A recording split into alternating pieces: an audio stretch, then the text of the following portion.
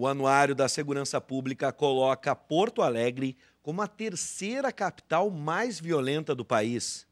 Em todo o Brasil, o número de mortes brutais em 2016 chegou a mais de 61 mil ocorrências, um crescimento de quase 4% em relação a 2015.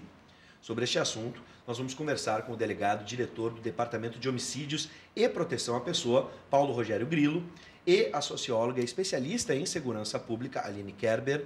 E você aí de casa participa da nossa conversa pelo 99588-2374. Mande a sua participação, seu comentário, até mesmo a sua pergunta por mensagem de texto. 99588-2374, está na tela. Mais uma vez, sejam bem-vindos. Nada do que se orgulhar nesse número. O Rio Grande do Sul é o segundo estado com o maior número de chacinas, perdendo apenas para o Rio de Janeiro, como alguns já deveriam imaginar. Só no ano passado foram 26 chacinas, com 90 mortes. Vamos tentar entender esse número aqui, para a gente ter uma ideia. Essas 40 mortes, 40 a mais do que no ano anterior. Tinha 90, a gente teve 40 a mais, foram 50 em 2015.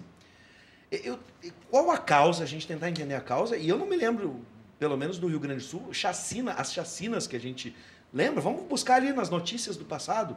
São Paulo e Rio de Janeiro, a gente tinha essas notícias. Chacinas que ficaram até mesmo durante anos voltando à cena com o desdobrar dos julgamentos. Agora se tornou, delegado, isso é algo comum hoje no Rio Grande do Sul, especialmente na região metropolitana, a gente pode dizer assim? Primeiro, a minha saudação à doutora Aline Kerber, uma satisfação novamente participar, aos telespectadores, né, a ti, Luiz Gustavo, um prazer voltar a esse programa. Seja bem-vindo. Para falar sobre esse tema delicado, esse tema espinhoso, esse tema que aflige as autoridades de segurança, lógico, né, pela obrigação, pela função, pela responsabilidade que tem, mas a sociedade em geral. E, de qualquer maneira, já começando, acho que qualquer encaminhamento de solução, qualquer caminho que nós tenhamos que construir, isso tem que ser feito em conjunto. Tá? Não existe segurança pública que possa ser feita com uma medida isolada. Pelo contrário, né? A sociedade ela tem que participar e construir esse caminho junto com as forças da segurança pública. Mas, em relação aos números, Gustavo, o que acontece? Os números estatísticos, eles têm uma finalidade. Não é simplesmente para saciar a curiosidade das pessoas.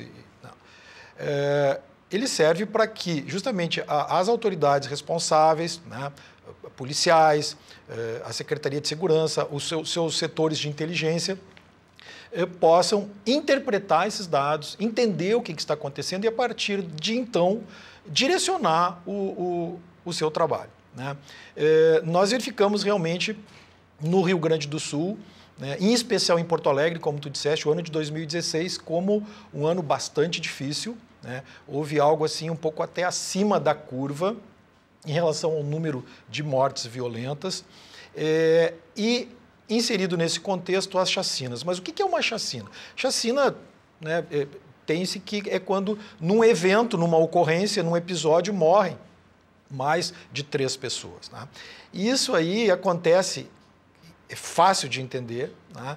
Porque justamente esse número elevado de mortes se deve a grupos organizados, e isso nós identificamos bem através de investigações, através de movimentos de inteligência das polícias, que se digladiaram ao longo do ano de 2016, fazendo com que Porto Alegre tivesse realmente números muito altos de homicídios. Tanto que, já no final do ano passado, início de 2017, quando nós tivemos um pico de 95 homicídios em Porto Alegre, bateu todos os recordes, a Secretaria de Segurança, né, juntamente com as suas vinculadas, as polícias, a SUSEP, né, nós traçamos, né, fez com que nós traçássemos justamente uma política onde fossem adotadas providências para que esse problema, detectado a partir desses números, fosse minimizado. E isso deu certo.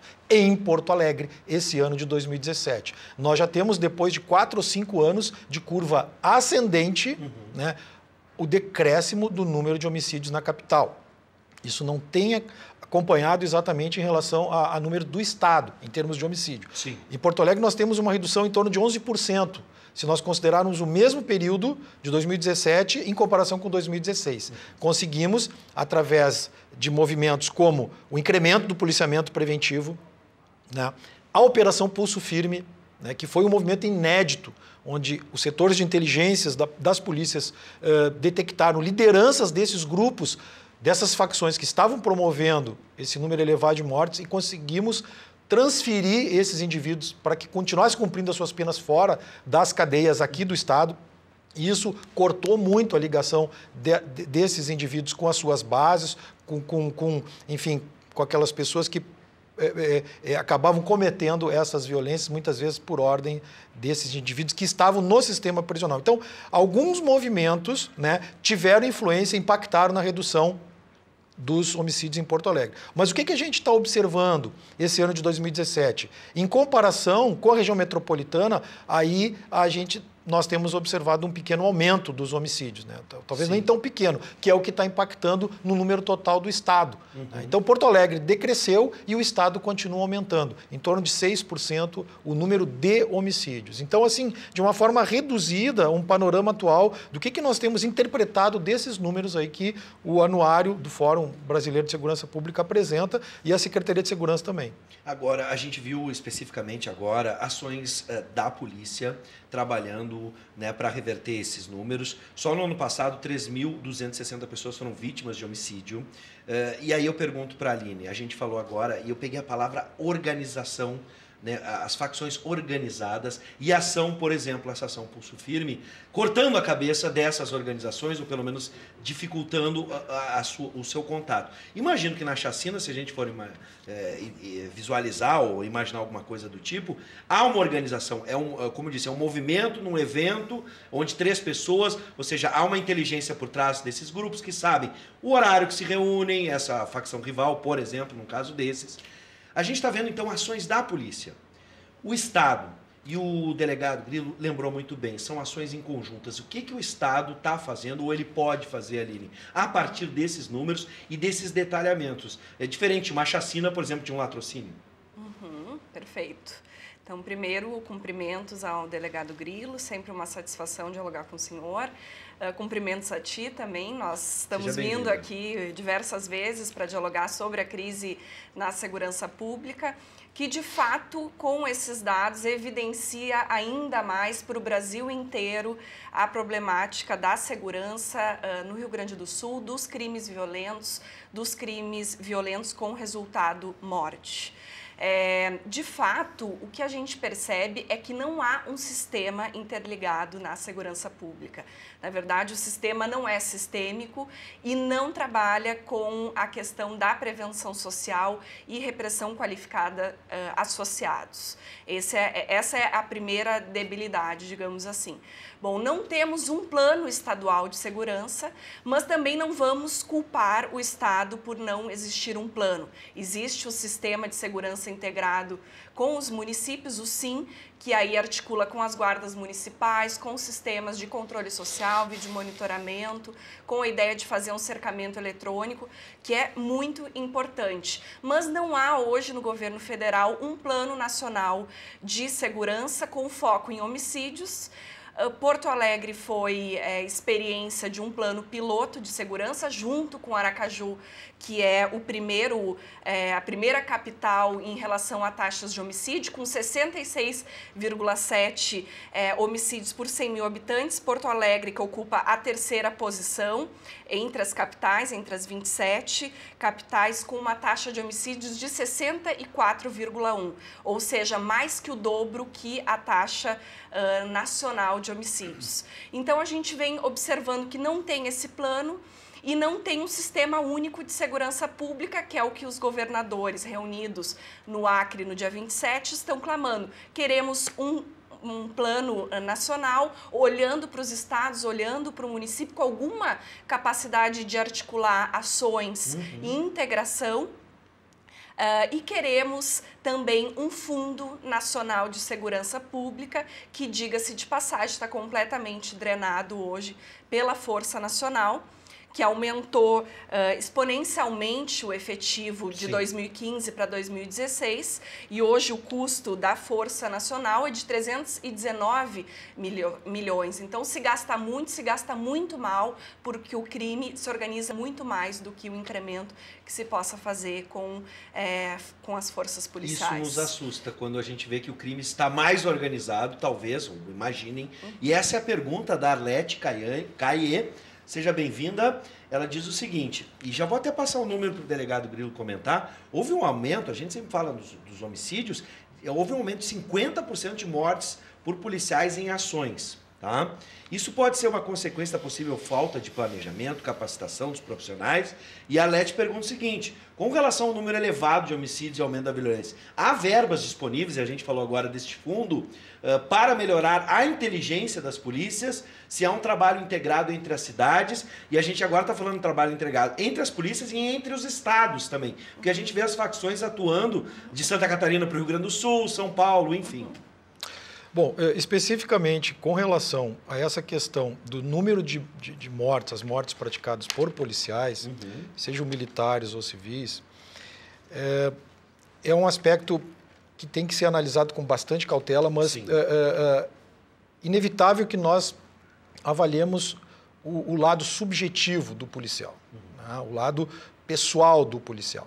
O policial, claro, ele é treinado, ele é diferenciado dos demais integrantes da sociedade justamente pelo seu treinamento, pelo seu preparo, pela sua qualificação, né, técnica para enfrentar questões de violência, né? O policial, sim, tem que estar preparado para ir à rua e tentar debelar essas causas, essas questões, atender as ocorrências sem agravar a situação, né? Evitar ao máximo uma situação de ter que abater uma vítima, de usar uma violência letal. Isso é básico. Só que, por outro lado, veja bem, semana passada, né, só um exemplo assim, que me ocorre. Em Santa Cruz do Sul, município de colonização alemã, interior do estado, foram apreendidas 20 pistolas Glock novas. Isso tem estimulado o combate? 15 fuzis de armas potentes que estão circulando, né? Esse é um problema grave que nós temos. A questão da falta de controle e a circulação das armas que são empregadas por essas facções, porque a grande maioria desses homicídios são praticados na forma de execuções com armas de fogo. Então veja a questão do policial que sai à rua para fazer um trabalho, seja um trabalho de policiamento preventivo ou de investigação. O policial, logicamente, está portando a sua arma e muitas vezes ele se depara com aquela questão. É ele ou o seu oponente, digamos, a pessoa que... E claro que o policial, ele tem esse preparo, ele tem que tentar evitar, mas muitas vezes, e cada vez mais, e é por isso que eu suspeito que esse número esteja aumentando, em razão dessa quantidade de chacinas, de facções armadas, de armas apreendidas, o policial ele já entra, digamos assim, em campo para atender uma ocorrência muito mais ressabiado, muito mal. É lógico, porque ele está lá defendendo a sua integridade física, ele está defendendo a sociedade e ele tem que voltar para casa porque ele tem uma família esperando. Então, eu acho que eu preciso tem eu estou com 3 minutos de programa, então eu vou ser bem objetivo. A minha pergunta, esse poderio que eles têm hoje tem estimulado o confronto com a polícia? O poderio bélico é muito forte. Eu não diria que tem estimulado, mas tem talvez predisposto, como eu disse, o policial é um ser humano, tem o aspecto subjetivo, tem, digamos assim, tornado o policial mais cauteloso, mais ressabiado em relação à possibilidade de entrar em confronto, porque ele sabe que esses grupos,